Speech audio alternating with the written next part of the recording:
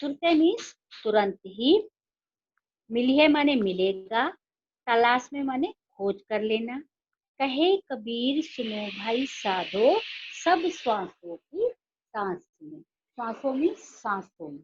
तो इस पद में कबीर दास जी मनुष्य को ये समझाने की कोशिश कर रहे हैं कि ईश्वर हमारे मन में रहता है, उसे ढूंढने के लिए इधर उधर भटकने की आवश्यकता नहीं है।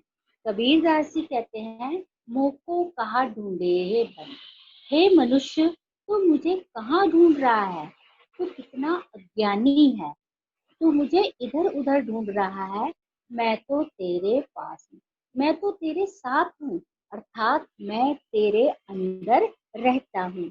कबीरदास के अनुसार ईश्वर हमारे मन में रहते हैं, उनको ढूंढने के लिए इधर उधर भटकने की आवश्यकता नहीं है। वो मनुष्य को समझाते हुए कहते हैं, नामे देवल नामे मस्जिद, ना तो मैं किसी मंदिर में रहता हूँ, ना मैं किसी मस्जिद में रहता हूँ, ना ही मैं मक्के मदीने में रहता हूँ, और ना ही कैलाश पर्वत पर रहता हूँ। इसका तात्पर्य ये नहीं है कि कबीर दास जी जो वो मंदिर मस्जिद के विरोधी थे, वहां जाने के लिए मना करे, ऐसा नहीं है। उन्होंने सिर्फ मनुष्य को ये समझाने की कोशिश की है कि अगर हमारे पास समय नहीं है, हम मंदिर नहीं जा सकते, तो हम अपने मन में भी ईश्वर को याद कर सकते, अर्थात ईश्वर जो है वो सर्वव्यापी है। वो केवल मंदिर और मस्जिद में ही नहीं रहता, केवल मक्के या कैलाश में नहीं रहता, बल्कि हमारे अंदर रहता है, हर चीज में ईश्वर है। ना तो कौने क्रिया कर्म में, क्रिया कर्म का मतलब होता है बहुत सारे काम, जैसे पूजा पाठ के, जैसे पंडित वगैरह जो मौलवी वगैरह हुआ करते हैं, वो क्या बहुत सारी ऐसी क्रियाएं बता देते हैं कि ये करो तो भगवान मिलेगा, ऐसा कुछ नहीं है। कबीर दास के अनुसार ईश्वर को प्राप्त करने के लिए किसी प्रकार के दिखावे के पूजा पाठ करने की आवश्यकता नहीं है, ना ही योग वैराग्य। कुछ धर्मों के अनुसार योग साध, आपने देखा होगा कुछ साधु लोग एक टांग पे खड़े होकर ईश्वर की आराधना करते हैं, कोई नंगे पैर चलकर जाते हैं, कोई बैराग धारण कर लेते हैं। बैराग से मतलब होता है संसार को छोड़ देना, यानी परिवार को छोड़कर जंगलों में चले जाते हैं, पर्वतों पर तपस्या करते हैं। तो कबीर दास के अनुसार ईश्वर को पाने के लिए ये दिखावे के क्रियाकर्म करने की आवश्यकता नहीं है। दिखावे के कर्म, पूजा पाठ, योग साधना, इन सब की आवश्यकता नहीं है। अगर आप सच्चे मन से ईश्वर को प्राप्त करना चाहते हैं तो क्या करना है, खोजी हुए तो तुरते मिली। जो ईश्वर का सच्चा खोज करने वाला होगा, अर्थात जो ईश्वर को सच्चे मन से प्राप्त करने वाला होगा, वो एक पल की तलाश में ईश्वर को प्राप्त कर लेता है। कहे कबीर सुनो भाई साधो, सब श्वासों की श्वास में, श्वासों में हमारी सांसों में। कबीरदास के अनुसार अगर ईश्वर को ढूंढना चाहते हो तो अपनी वो ईश्वर तुम्हारी सांसों में बसा हुआ है, अर्थात तुम्हारे अंदर है, उसे ढूंढने के लिए भटकने की आवश्यकता नहीं है। अंत में हम कह सकते हैं कि कबीर दास जी इस पद या इस शब्द के द्वारा मनुष्य को ये समझाने की कोशिश कर रहे हैं कि हमें ईश्वर को ढूंढने के लिए इधर उधर भटकने की आवश्यकता नहीं है। मुझे उम्मीद है कि आपको ये समझ में आ गया होगा। अब हम सेकंड वाला देखते हैं, पहले हम इसके वर्ड मीनिंग देखेंगे। संतो भाई आई ज्ञान की आंधी। अब ये जो शब्द है, इसमें कबीर दास जी ने मनुष्य को ये समझाने की कोशिश की है कि जब मनुष्य को ज्ञान प्राप्त हो जाता है, कबीर दास ने यहाँ पर ज्ञान की तुलना जो है आंधी की तरह की है। एक साधारण सी बात है कि जब आंधी आती है तो क्या होता है, घर का जो सारा गंदगी होती है, जो कूड़ा कचरा होता है, वो सारा क्या हो जाता है, वो उड़कर बाहर चला जाता है।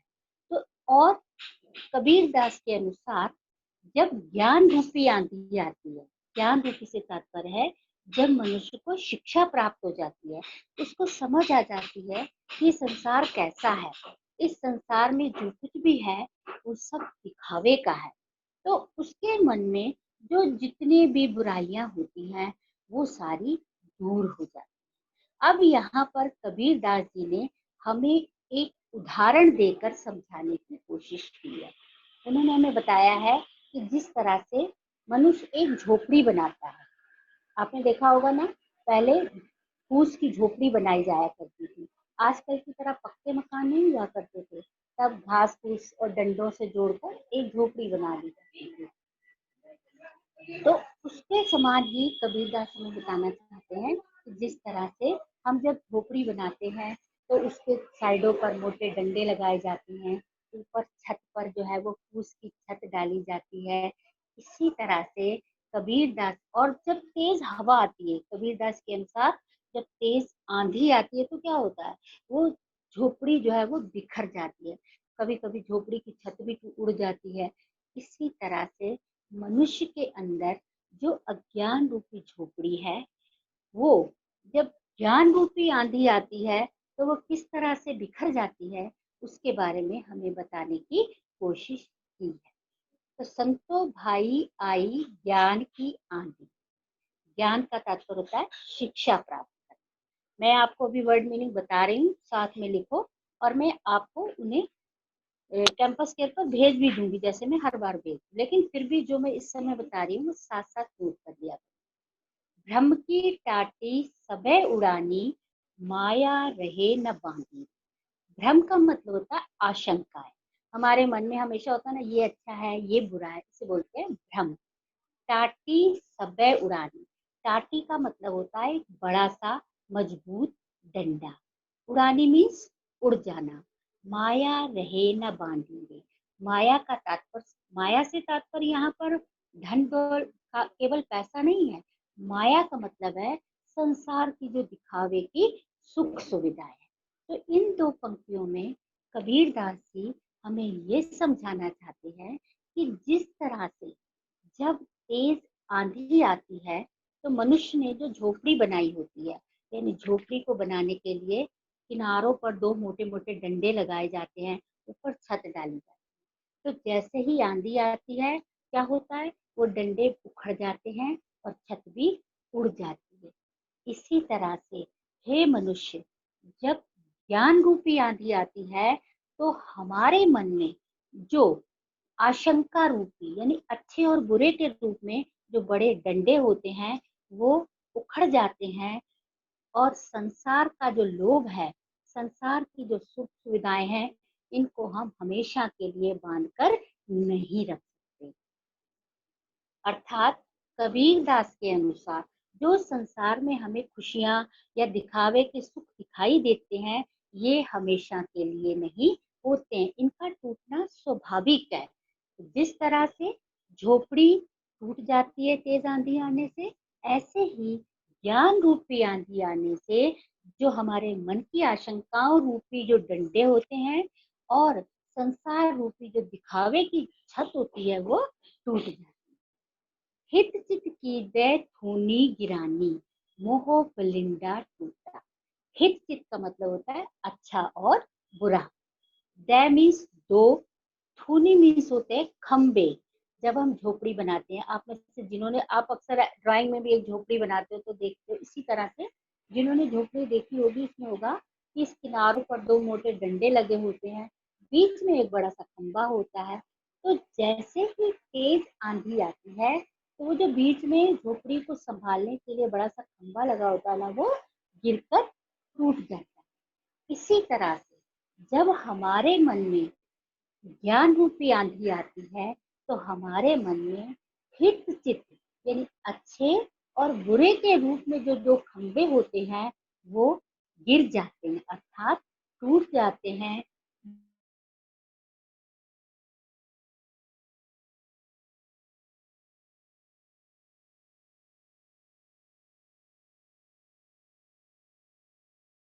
जो माया मोह रूपी, मोह बलिंदा टूटा रे। जैसे माया मोह बलिंदा टूटा, हित चित की दे थूनी रमानी। मोह बलिंदा टूटा दा, अच्छे और बुरे की जो खंबे होते हैं वो टूट जाते हैं, और मोह बलिंदा जो है वो भी गिर जाता है। तृष्णा छान परी घर ऊपर, कुबुद का भांडा फूटा रे। तृष्णा माने होता है पाने की चाह। मनुष्य जो है उसके अंदर हमेशा पाने की एक चाह रहती है। जैसे तृष्णा का मतलब होता है पाने की चाह। परी घर ऊपर, घर ऊपर का मतलब होता है हमारे मन में। कुबुद का भांडा फूटा रे, कुबुद का मतलब होता है बुरी बुद्धि, भांडा मतलब होता है बर्तन। तो कबीर दास के अनुसार जिस तरह से जब मनुष्य के अंदर पाने की चाह हो जाती है और जब ज्ञान रूपी आंधी आती है तो वो सारी चाहे जो है वो टूट जाती है। कुबुद का भांडा फूटा रे, बुरी बुद्धि जो है वो समाप्त हो जाती है। जैसे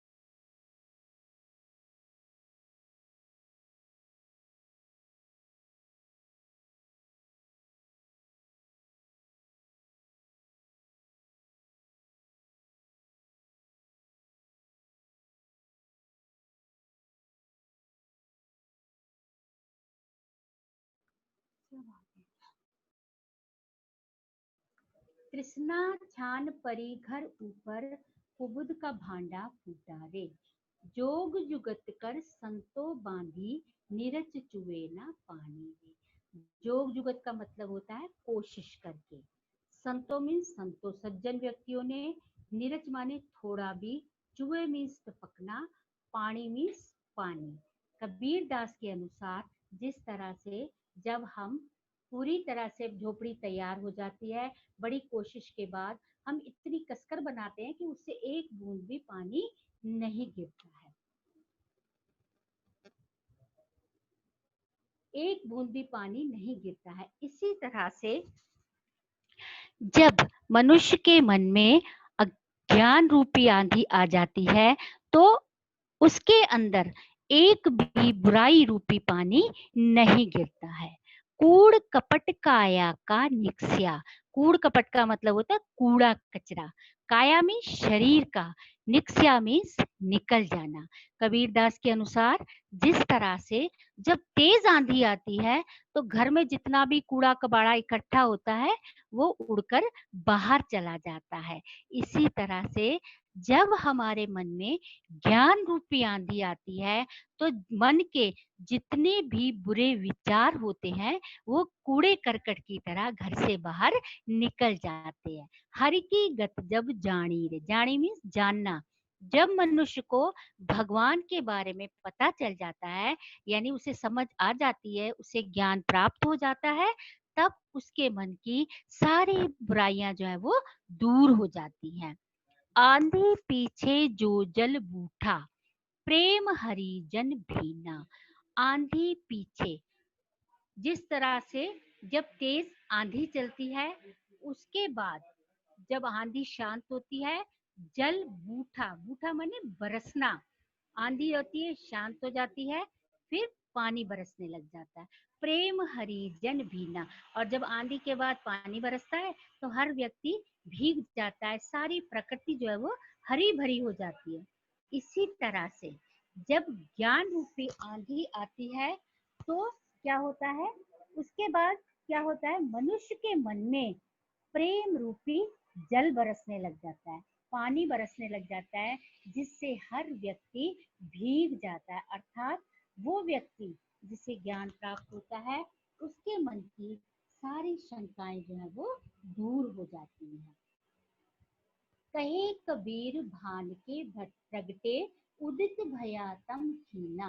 भान माने होता है सूरज, प्रगटे मीन्स होता है निकलना, उदित तम खीना, तम का मतलब होता है अंधेरा, खीना माने होता है कमजोर।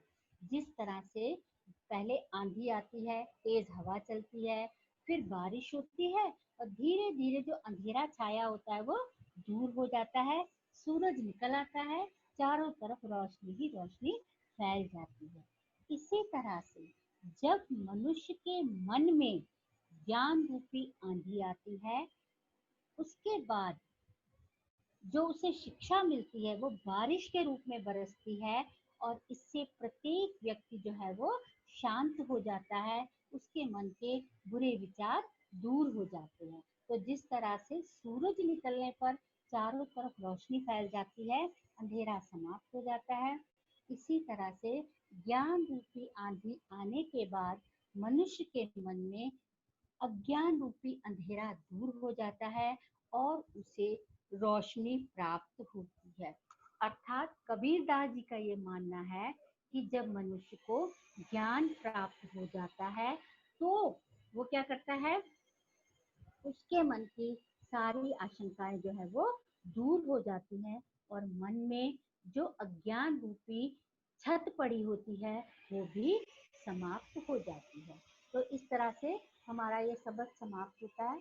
अब मैं आपको अनम्यूट करती हूँ और जो भी कोई कुछ पूछना चाहता है वो प्लीज अपना हैंड रेस करके मुझसे पूछ सकता है। जो कोई भी कुछ पूछना चाहता है वो पूछ सकता है। यस, यस आद्या शर्मा, आप कुछ पूछना चाहते हो? हाँ जी आद्या, अपने आप को अनम्यूट करो। Aadya, hello. Yes, yes ma'am. जी, आप कुछ पूछना चाहते हो? No ma'am. आपको समझ में आया जो मैंने ज्ञान रूपी आंधी वाला समझाया है अभी? आया यस समझ में? मैम। मैं आपसे कुछ यस पूछूं? मैम। ओके। कबीरदास जी ने आंधी की किसके साथ की है? ये आद्या, किसके साथ की है आंधी की तुलना? हेलो आद्या, आद्या अपने आप को अनम्यूट कीजिए।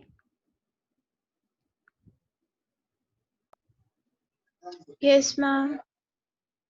कबीरदास जी ने आंधी की तुलना किसके साथ की है?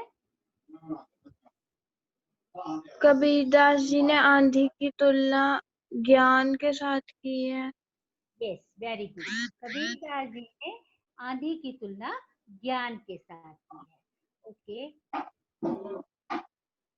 भूमिका मनास, आप क्या पूछना चाहते हैं? ये अपने आप को, भूमिका अपने आप को अनम्यूट कीजिए।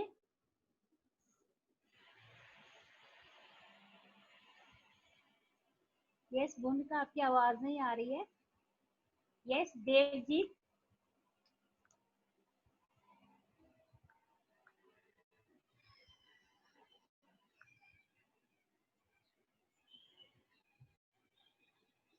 यस हाँ जी। आशीष कौर, आप क्या पूछना चाहते हैं? अपने आप को अनम्यूट करो आशीष। हाँ जी। यस आशीष, आपको मेरी आवाज आ रही है? Yes ma'am. हाँ जी, आप क्या पूछना चाहते हैं? ओके। तो कबीरदास जी ने ज्ञान की तुलना आंधी से की है। तो जब ज्ञान रूपी आंधी आती है तो मनुष्य को क्या प्राप्त होता है? उसके मन से क्या क्या चीजें समाप्त हो जाती हैं? यस,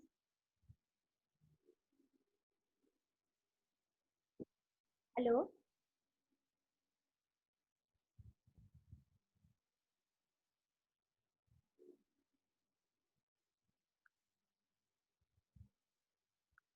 यस हरलीन, हरलीन आपको मेरी आवाज आ रही है?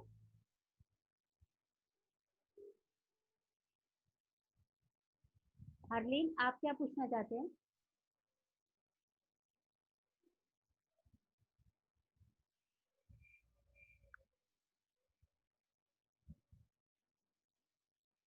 हाँ जी इशप्रीत, आप क्या पूछना चाहते हैं? हेलो इशप्रीत।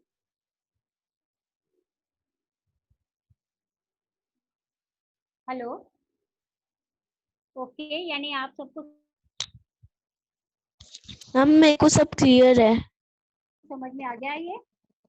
यस अगर मैम। इससे पहले ओके, इससे पहले हमने पढ़ा था, साखियां पढ़ा था। इसके फर्स्ट टू क्वेश्चन हम डिस्कस करते हैं। मैंने आपको मैम दिए आप थे ऑडिबल नहीं हो। नहीं सुनाई दे रही मेरी आवाज? No ma'am.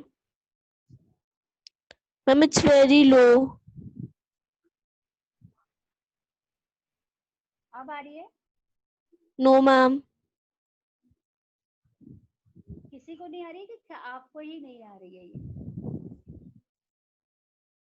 Hello. Hello ma'am. अब सुनाई दे रही है आपको मेरी आवाज? अब सुनाई दे रही है आपको? Yes ma'am. ओके, तो हम इसके क्वेश्चन आंसर देखते हैं। मानसरोवर से कवि का क्या आशय है? जिनको पता है वो हैंड रेज करेंगे अपना। मानसरोवर से कवि का क्या आशय है? यस, गुरकीरत कौर, अपने आप को अनम्यूट करो बेटा। हाँ जी, बोलो गुरकीरत। मैम, मानसरोवर से कवि का अर्थ है मन रूपी सरोवर जो भावों से भरा हुआ है। Okay, very good. मन रूपी सरोवर जो भावों से भरा हुआ है। यस, तेजस्वी आप बताएंगे। यस तेजस्वी, कवि ने सच्चे प्रेमी की क्या कसौटी बताई है? अपने आप को तेजस्वी अनम्यूट करो। हाँ जी तेजस्वी, हेलो हेलो। Yes ma'am. हाँ जी, सुनाई दी मेरी आवाज? अब बताओ, कवि ने सच्चे प्रेमी की क्या कसौटी बताई है? कवि ने सच्चे प्रेमी की कसौटी को इस तरह बताया है कि जो सच्चा प्रेमी है वो भगवान हाँ जी हाँ बोलो, कवि ने सच्चे प्रेमी की क्या कसौटी बताई है?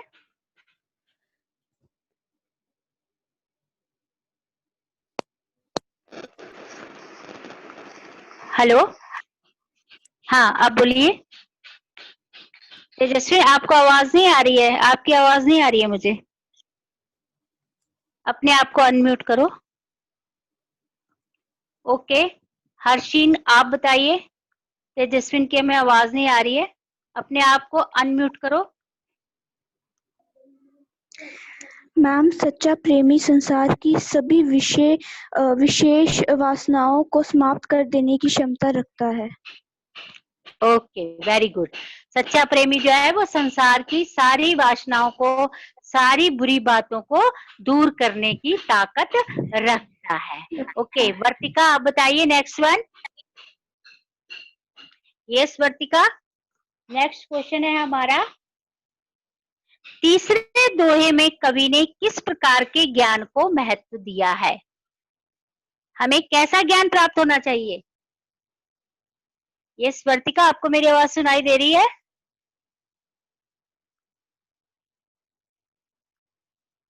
हेलो हेलो, वर्तिका अपने आप को अनम्यूट करो।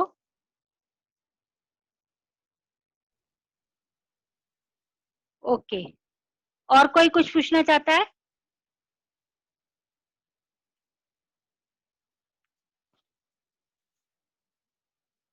तो इसके जो बाकी के नेक्स्ट क्वेश्चंस हैं वो हम नेक्स्ट मीटिंग में इसको डिस्कस करेंगे। और इसके साथ साथ अगर आपको इसमें कोई भी प्रॉब्लम आ रही है तो आप पूछेंगे। जब आप पूछेंगे ही नहीं तो मुझे क्या पता चलेगा कि आपको समझ में आया है या नहीं आया है? प्लीज। और आप लोग मीटिंग अटेंड नहीं करते हो, कितने कम बच्चे हैं, 45 टोटल स्टूडेंट आ रहे थे, अब सिर्फ 32 हैं।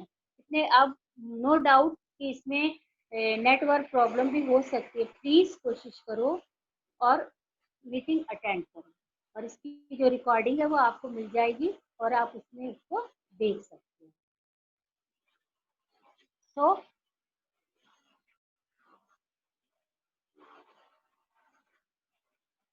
यस पेरल मर्चेंडा, आप क्या पूछना चाहते हैं?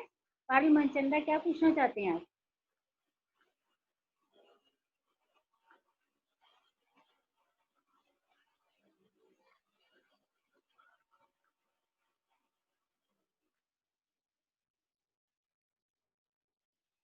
यस पर्ल, आप क्या पूछना चाहते हो? हेलो, आप अपने आप को अनम्यूट करो बेटा, आपकी आवाज नहीं आ रही है मुझे, आपकी आवाज नहीं आ रही है बेटा।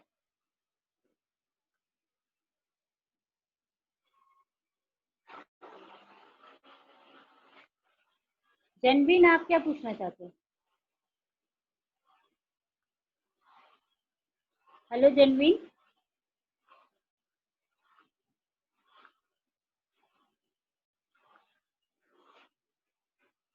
जनवीन अपने आप को अनम्यूट करो। Yes, ma'am. हाँ जी, क्या पूछना चाहते हो Good बेटा? morning, ma'am. Ma'am, I Good am not morning. able to see my marks.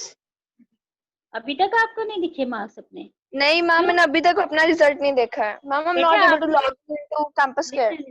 Listen listen listen, आप अपना फोन अपडेट करो पहले। आपने अपडेट मैम, किया मैंने था? अभी अपडेट किया है, बट वो जो मैं पासवर्ड डाल रही हूँ ना वहाँ पे साइड पे, जी जी वही पासवर्ड है, but they are saying that it's incorrect password. और जब मैं मोबाइल नंबर डाल रही हूँ कि इस पे आप सेंड कर दीजिए न्यू वाला, तो जी वो जी। उस पे आ ही नहीं रहा। वो वहाँ पे शो कर रहे हैं that we have send, but I am not getting it. Okay, wait, एक यस आज का मैम। दिन वेट करो, क्योंकि वो कह रहे थे कि थोड़ी प्रॉब्लम है, तो आज एक वेट करो एक दिन, फिर उसके बाद देखते हैं क्या होता है, ठीक है? Okay ma'am. और यस इसीलिए शायद कोई प्रॉब्लम है, उनकी उधर से भी प्रॉब्लम आ रही है, इसलिए शायद आप लोगों के मार्क्स नहीं शो हो पा रहे हैं। अगर आज का दिन वेट करो, अगर नहीं हुआ तो फिर मैं आपको बताऊंगी कि आपने कैसे करना है, ठीक है? Okay ma'am, thank you ma'am. Okay, Manreen, आप क्या पूछना चाहते हो? मनरीन, हाँ जी, अपने आप को अनम्यूट करो मनरीन।